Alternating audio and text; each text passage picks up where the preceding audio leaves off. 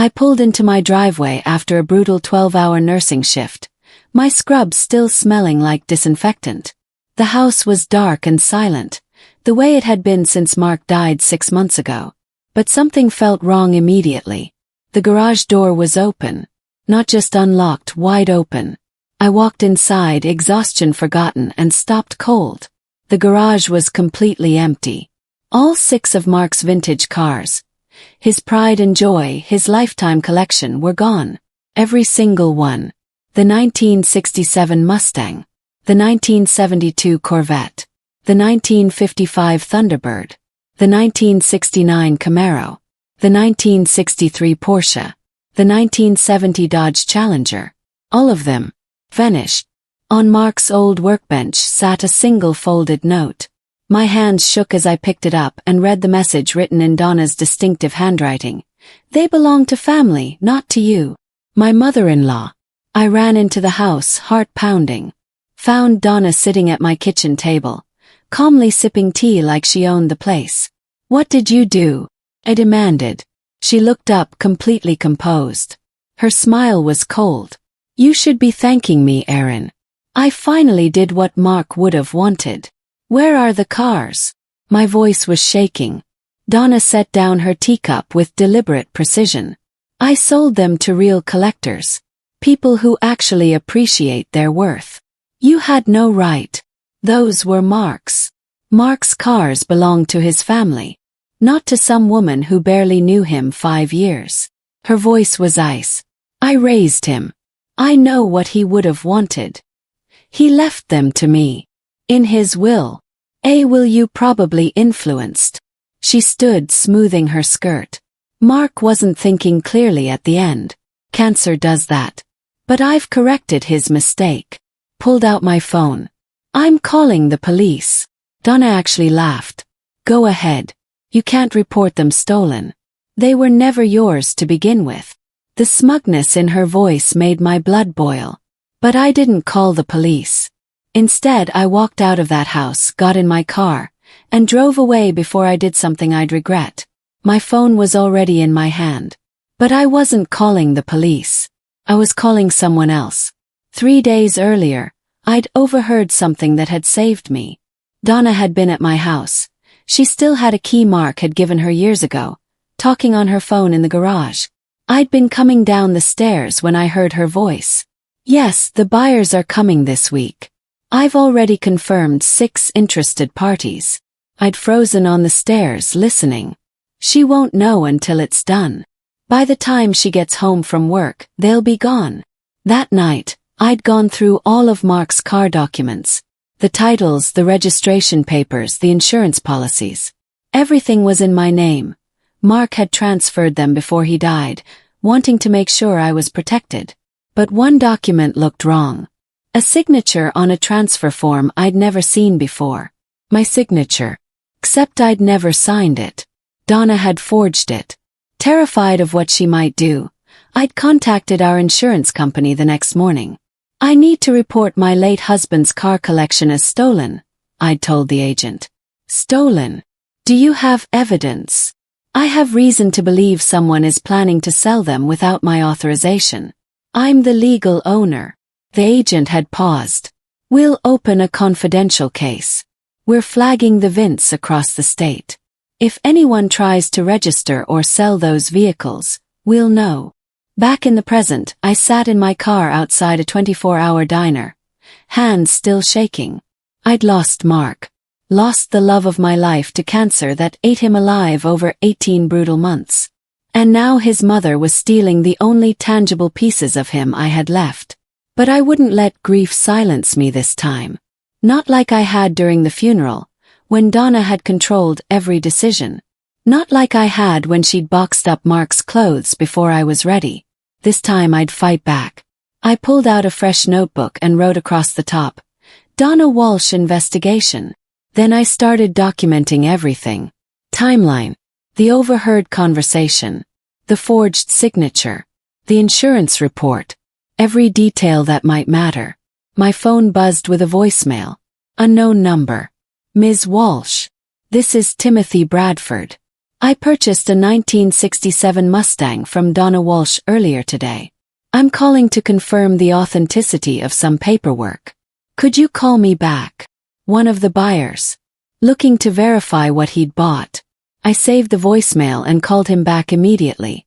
Timothy Bradford agreed to meet me at a coffee shop the next morning. He was a genuine collector, maybe 60 years old, with grease under his fingernails and a passion for classic cars. I'm confused, he admitted. Donna said you were Mark's widow and you'd approved the sale. But something in the paperwork didn't look right. I didn't approve anything. Donna sold them without my knowledge or permission. His face fell. My God. I'm so sorry. She seemed completely legitimate. Had all the papers. Can I see them? He pulled out a folder. Inside was a bill of sale with my signature at the bottom. Except I'd never signed it. I took photos of everything with my phone. This signature is forged. I can prove it. Timothy looked sick. What do we do? You keep that car safe. My insurance company is handling this. You'll get your money back, and I'll get the car back. He nodded slowly. For what it's worth, Mark had incredible taste. These cars are works of art. He spent 20 years collecting them, I said quietly. They were his dream. After Timothy left, I checked my phone. The insurance agent had sent an email. We've located 4 of the 6 vehicles. Buyers are cooperating. Keep documenting everything. Over the next week, I tracked down all 6 buyers. Each one in a different state. Each one with the same forged paperwork. Each one believing I'd approved the sale. Donna had told them I was moving out soon, and needed the cars gone quickly. Told them I couldn't handle the emotional weight of keeping them. Painted herself as the helpful mother-in-law managing a grieving widow's affairs. The manipulation was breathtaking in its scope. One buyer, a woman named Patricia, admitted Donna had given her a steep discount because Aaron needs the money fast. Another said Donna had cried while signing papers, claiming it broke her heart to see Mark's collection scattered. Every lie was documented.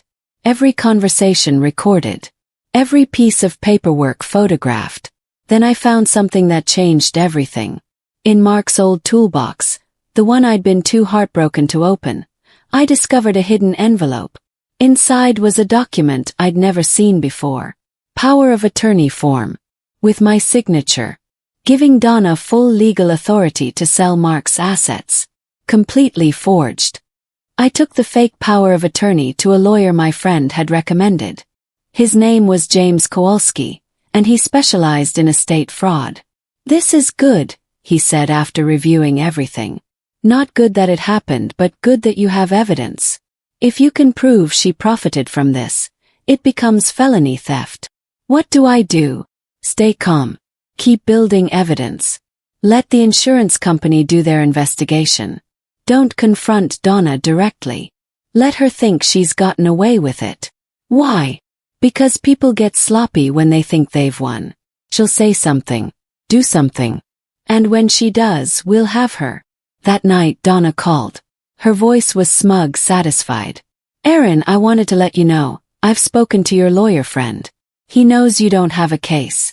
Those cars legally belong to Mark's estate, which I'm handling. Don't bother going to court. She was lying. James hadn't spoken to her. But she was trying to intimidate me into backing down. Whatever you say, Donna, I replied calmly. Good. I'm glad you're finally being reasonable. I did something I never thought I'd do. I invited Donna to lunch, pretending I wanted to make peace. I've been thinking about what you said. I told her over salad at a restaurant near her house. Maybe you were right. Maybe I was too sentimental about the cars. Donna's eyes lit up. She'd been waiting for this, for me to break, to admit defeat. I'm glad you're seeing sense. Mark wouldn't want you clinging to material things. How much did you make from selling them? Asked, keeping my voice neutral. She didn't hesitate. Nearly 400,000. Below market value, but I wanted them to go quickly. Real collectors appreciate fast transactions.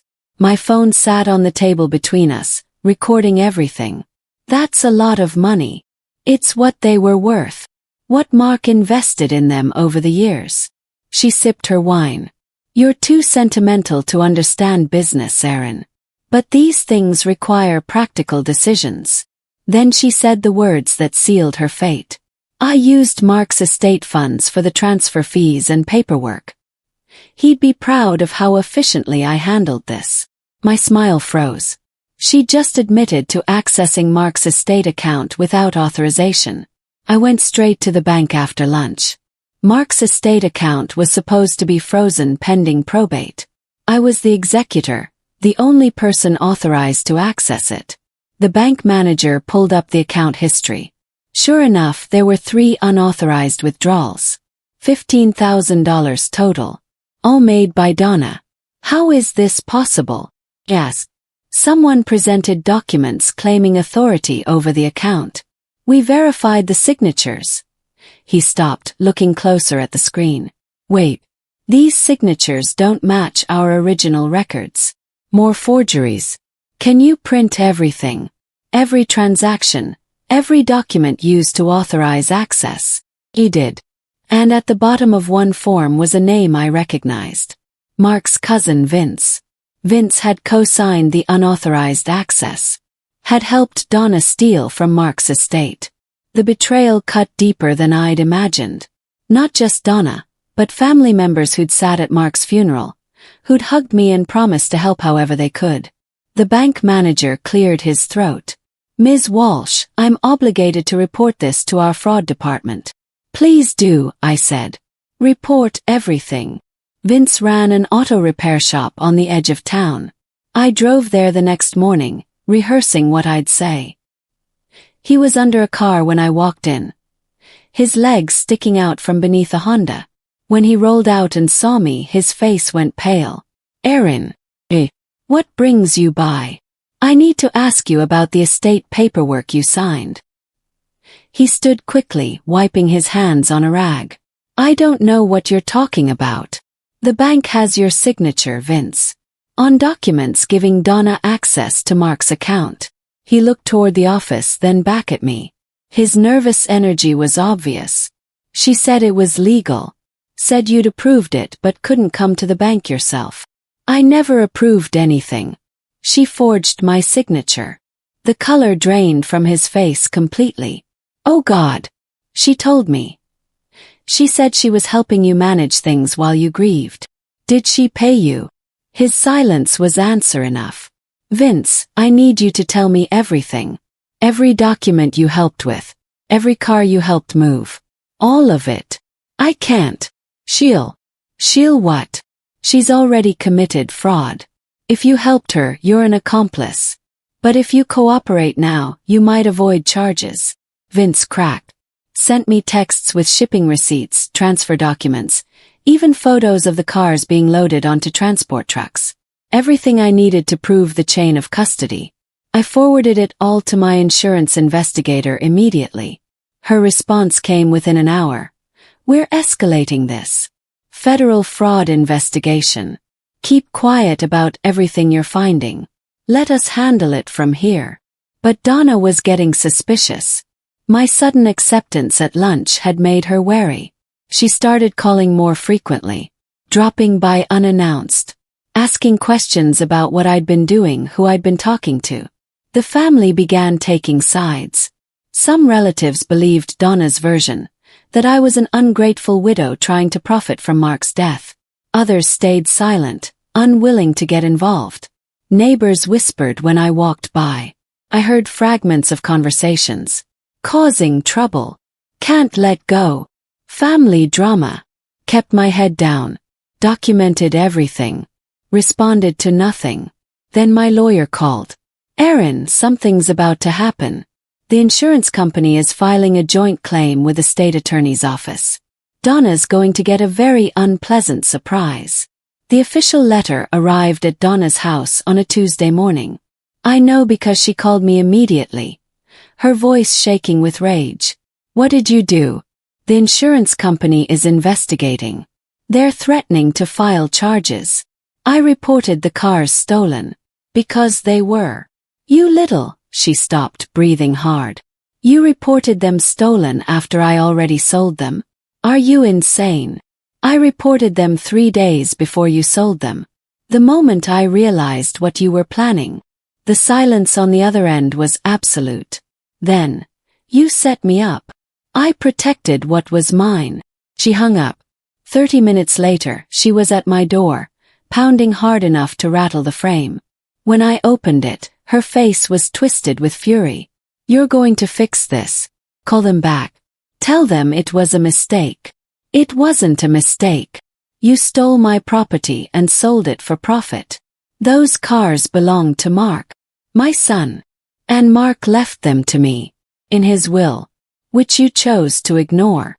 She stepped closer, her voice dropping to something dangerous. I will drag you through hell for this. I'll destroy your reputation. I'll make sure everyone knows what kind of person you really are. I stayed calm, which seemed to infuriate her more. You should have checked who owned the insurance policy, Donna. What? The insurance policy on those cars? It wasn't in Mark's name. 'Twas in mine. Has been for 3 years. Which means when you sold stolen insured property, you committed insurance fraud. For the first time, I saw genuine fear in her eyes. She tried to recover, called friends, family members, anyone who would listen, painted me as unstable, vindictive, crazy with grief. Said I was making things up, that I'd forged documents, that I was trying to steal from Mark's estate. But her story had cracks, and people were starting to notice. The local newspaper ran a small piece. Estate fraud allegations in family car sale. Donna's name was mentioned. Her friends started asking questions. The women at her church stopped returning her calls. Her carefully constructed image was crumbling. The bank froze Donna's accounts pending the fraud investigation. She showed up at my house again, but this time she wasn't angry. She was desperate. Please, Aaron. This is ruining me. My accounts are frozen. I can't pay my mortgage. Just call them off and we can work something out. You made your choices, Donna. You stole from me, forged my signature, accessed Mark's estate illegally. These are consequences. But I'm Mark's mother. Doesn't that mean anything? You used being his mother as an excuse to steal. That makes it worse, not better. She grabbed my arm. Fix this. Now. Pulled away. Get off my property. You're going to regret. Then she slapped me. Hard enough that my head snapped to the side. Hard enough to leave a mark. I stood there stunned. And across the street my neighbor Harold, an elderly veteran who'd loved Mark like a grandson, lowered his phone. He'd filmed the whole thing. Harold came over immediately. Are you all right? I nodded, still processing what had happened. Did you really film that? Every second. And I'm calling the police. Harold, you don't have to. That woman has been terrorizing you since Mark died. I've seen it. Heard it. She stole from you and now she's assaulting you on your own property. He shook his head. No. This ends. The police came. Took statements. Watched Harold's video. Donna was given a warning for assault. But more importantly, Harold volunteered to testify about what he'd witnessed over the past months. He'd seen Donna's car parked at my house the day the garage was emptied. Had seen transport trucks loading cars while I was at work. Had documentation of dates and times. My lawyer now had corroboration from a neutral witness. 2 days later, Vince turned himself in. Offered to testify in exchange for a reduced charge. Provided emails showing Donna had orchestrated everything. Had paid him to fix up titles and handle the logistics. Donna's defense was collapsing. The insurance company officially classified the sales as felony theft under fraudulent estate manipulation. Donna's lawyer tried to argue it was a misunderstanding, a family disagreement over property rights. But the forged signatures were undeniable. The unauthorized bank access was documented.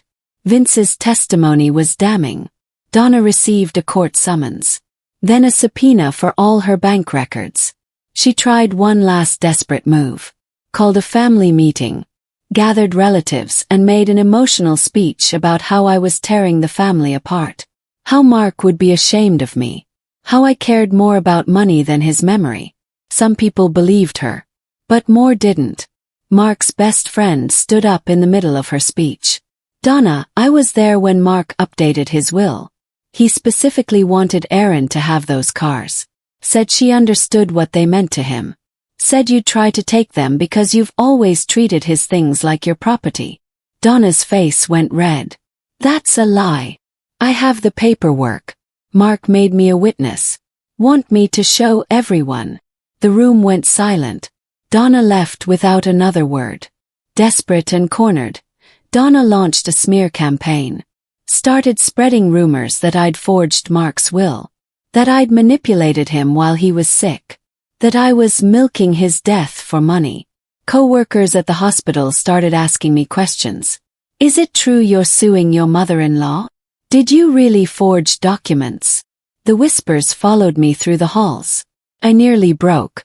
Nearly gave up and let her win just to make it stop. But my lawyer called. Stay silent.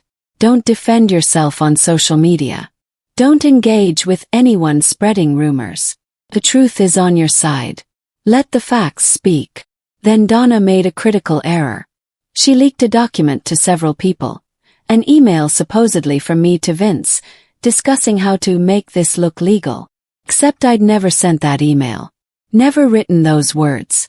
The digital forensics expert my insurance company hired confirmed it was a fake. Badly photoshopped. And Donna's digital fingerprints were all over it. It became new evidence. Obstruction of justice. Witness tampering. Instead of reacting, I let the investigator handle everything. Let the process work. Trusted that truth would prevail. Did. The insurance agent called.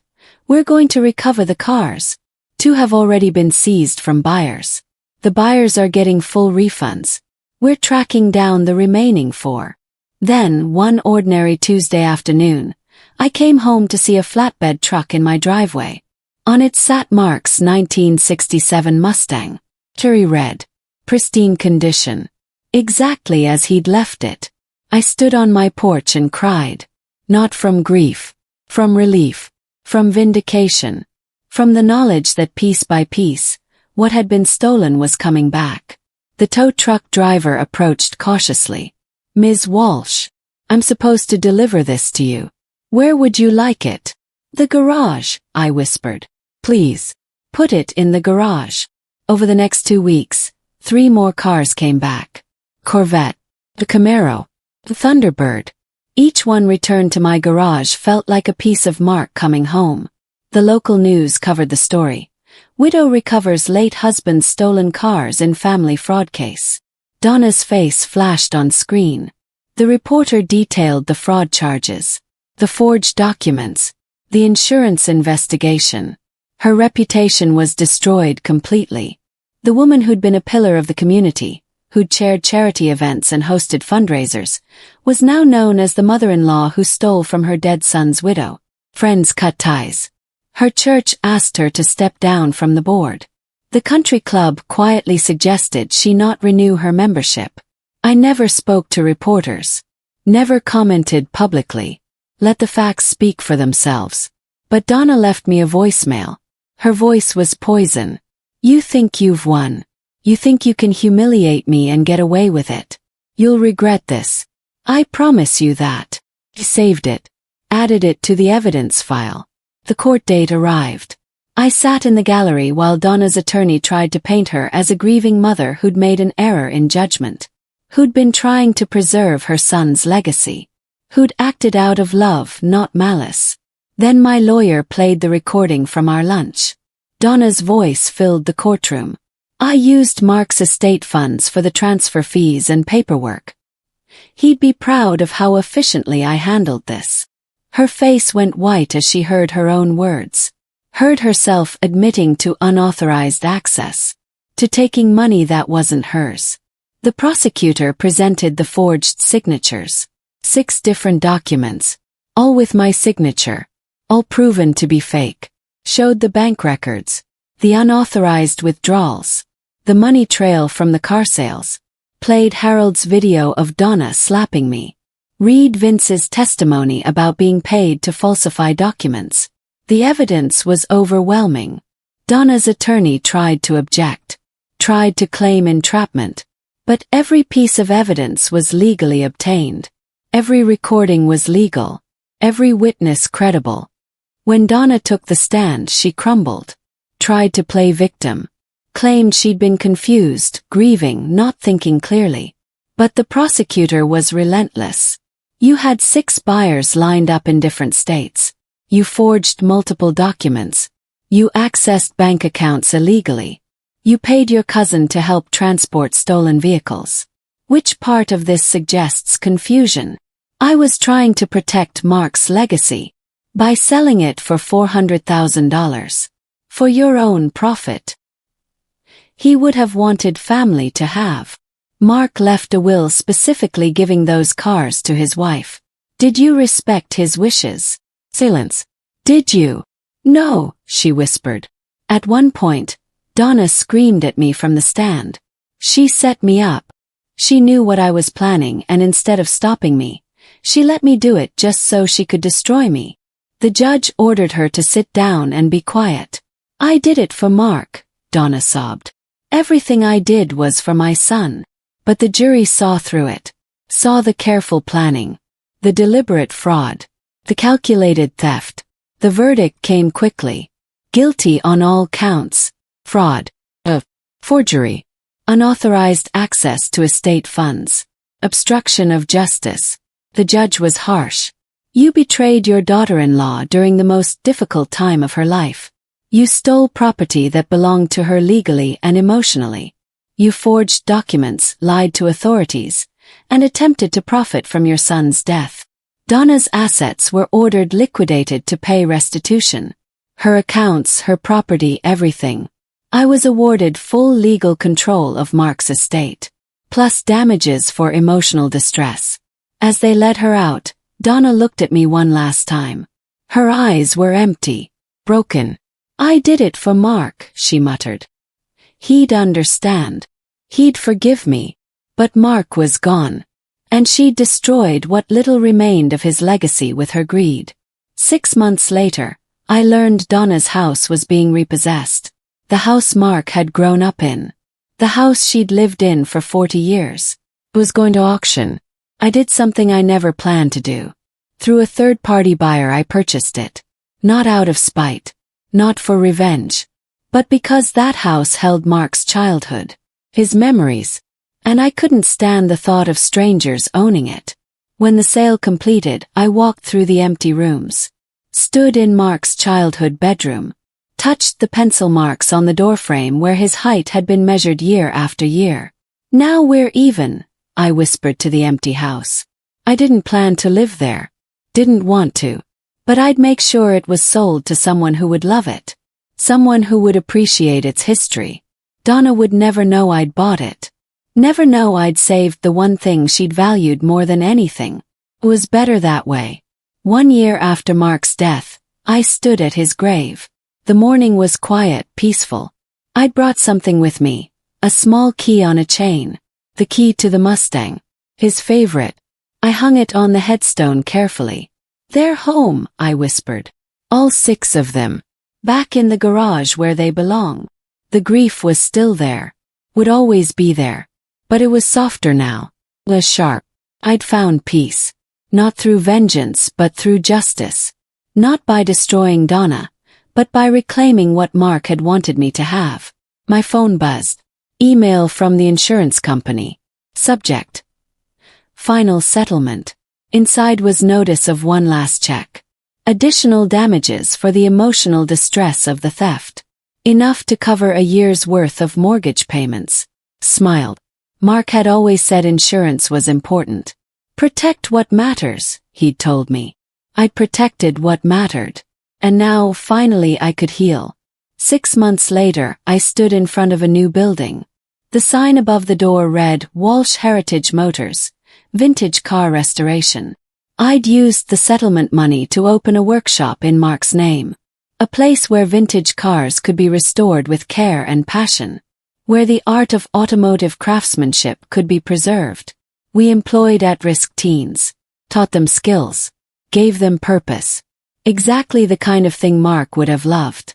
The garage behind the shop held all 6 of his cars. Restored, maintained, perfect. They weren't for sale. Never would be. But they were shown to car clubs, enthusiasts, students learning the craft. Mark's collection lived on, inspiring others the way it had inspired him. The final scene mirrored the beginning. Me pulling into a driveway, exhausted. But this time when I walked into the garage it was full. 6 beautiful vintage cars sitting exactly where they belonged. Donna had taken what she could touch, tried to profit from Mark's passion. But I'd kept what she could never steal. His legacy, his memory, and my peace. And that made all the difference.